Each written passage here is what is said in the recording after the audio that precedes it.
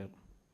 ఈరోజు మీరు చేస్తూ ఉన్న ఈ తప్పుడు సాంప్రదాయం ఎంత దారుణమైన తప్పుడు సాంప్రదాయం అంటే, రేపొద్దున ఎవడన్నా ఎన్నికి కాండి ప్రభుత్వంలో ఉన్న వాళ్ళు రేపొద్దున ఇదే పద్ధతిలో పోలీసులు పెడతారు, కిడ్నాపులు, ఇదే పరిస్థితులు ఎత్తుకొని పోవడాలు, ఇదే పరిస్థితుల్లో ఎవడన్నా ఏమన్నా గెలుసు, ఏమన్నా జరుగు, ఏమన్నా అయ్యి లాస్ట్కి ఏమో చైర్మన్లు ఏమో అధికారంలో ఉన్న పార్టీ వాళ్ళు చైర్మన్లు. ఇదే ప్రజాస్వామ్యం, ఇదే మనకు కావాల్సిన ప్రజాస్వామ్యం. అందరూ కూడా ఆలోచన చేయాలి. ఇలాంటి రాజ్యం పోవాలి, ప్రజాస్వామ్యం నిలబడాలి, మనలో వ్యక్తిత్వం అనేది పైకి రావాలి, విలువలు విశ్వసనీయతతో కూడిన రాజకీయాలు మళ్ళీ ఎదగాలి. పలానోడు మా నాయకుడు, చెప్పిన ప్రతి మాట నెరవేర్చాడు, ఇతనే మా నాయకుడు అని చెప్పుకునే విధంగా, ప్రజలు గొప్పగా చెప్పుకునే విధంగా నాయకత్వం రావాలి. కార్యకర్త కాలర్ ఎగరేసి చెప్పుకునే విధంగా నాయకత్వం పెరగాలి, ఎదగాలి. ఇది వైఎస్ఆర్ కాంగ్రెస్ పార్టీ ఐడియాలజీ.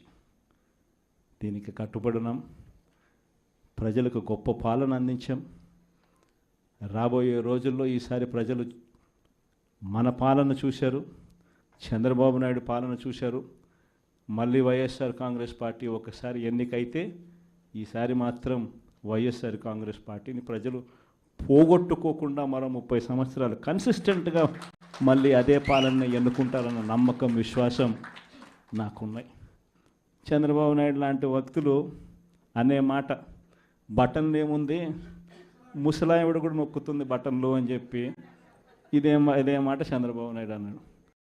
మరి ఇదే చంద్రబాబు నాయుడు ఎందుకు బటన్లు నొక్కలేకపోతా ఉన్నాడు అని చెప్పి ఇదే చంద్రబాబు నాయుడిని ఈరోజు గ్రామంలో ఉన్న ప్రతి ఇంట్లో ఉన్న వ్యక్తులు కూడా ఈరోజు అడుగుతూ ఉన్నారు.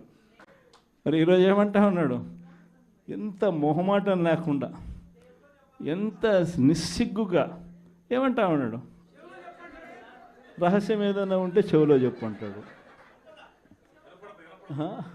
ఇంకా ఏమంటాడు, బటన్లు నొక్కిన జగన్ను పంపించినారు ప్రజలు, బటన్లు నొక్కిన కేజ్రీవాల్ను పంపించినారు, బటన్ల టైం అయిపోయింది అంటున్నాడు.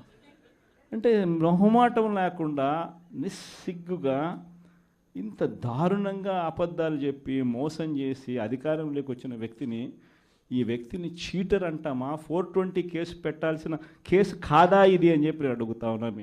అందరం కలిసికట్టుగా ఈ ప్రభుత్వాన్ని గట్టిగా బంగాళాఖాతంలో కలిపే పరిస్థితిలోకి తీసుకొని పోవాలి. ఎన్నికలైపోయాయి, దాదాపుగా 9 నెలలు కళ్ళు మూసుకొని కళ్ళు తెరిచేసరికి అప్పుడే 9 నెలలు గడిచిపోయింది. నిజంగా 2019 నుంచి 2024 మన ప్రభుత్వం ఉన్నప్పుడు, అంటే వైఎస్ఆర్సిపి జగన్ 1 పరిపాలన ఉన్నప్పుడు మనమంతా కూడా ఆ 5 ఏళ్ళు చరిత్రలో ఎప్పుడు చూడని విధంగా, ఇంతకుముందు ఎప్పుడైనా ఇది సాధ్యమేనా అని అనుకునే పరిస్థితి నుంచి కాదు, లేదు, ఇది సాధ్యం అవుతుంది అని చెప్పి చరిత్ర మార్చిన పాలన చూపించగలిగిన పాలన ఎక్కడైనా జరిగింది అని అంటే అది వైఎస్ఆర్ కాంగ్రెస్ పార్టీ పాలనలోనే మాత్రమే జరిగిందని చెప్తాను. ఈరోజు పరిస్థితి ఏమిటి అని చెప్పి ఒక్కసారి చూస్తే, నేను చెప్పిన ప్రతి అంశంలో కూడా ఒకవైపున సూపర్ 6 గాలికి ఎగిరిపోయింది, సూపర్ 7 గాలికి ఎగిరిపోయింది, ఎన్నికలప్పుడు చెప్పిన మేనిఫెస్టో చెత్తబుట్టలోకి వెళ్ళిపోయింది, ప్రజలకు ఇచ్చిన మాటలు మోసాలుగా తేలిపోయాయి.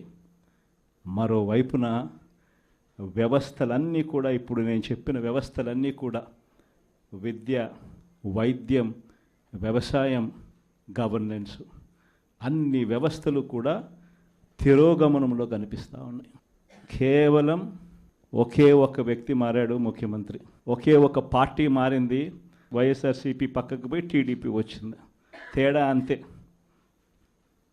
ప్రతి వ్యవస్థ తిరోగమనం, ప్రజలకు అంతవరకు అందుతూ ఉన్న ప్రతి పథకం రద్దు, వీళ్ళు చేస్తామన్న ప్రతి పథకము మోసం, అబద్ధం.